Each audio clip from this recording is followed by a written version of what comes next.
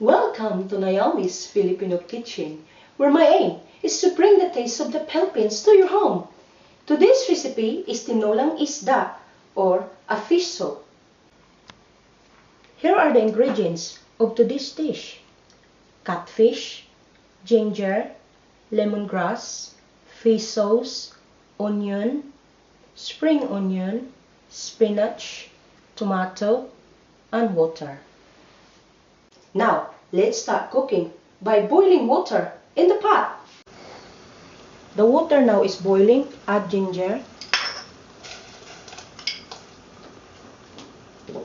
onion,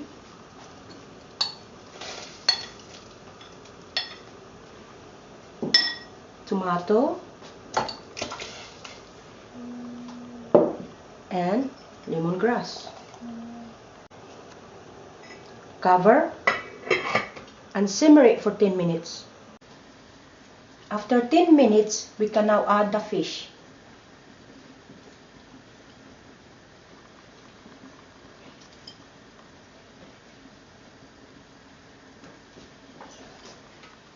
Cover and simmer for 5 minutes. After 5 minutes, we can now add the spinach.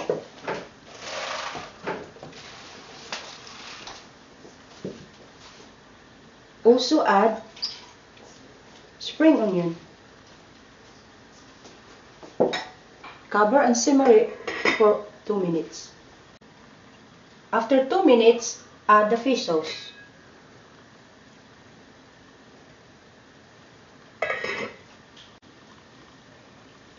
Stir and simmer it for a minute. Now it's ready to serve and enjoy. Here it is, Tinolang Isda. Not only delicious, but also very healthy for you.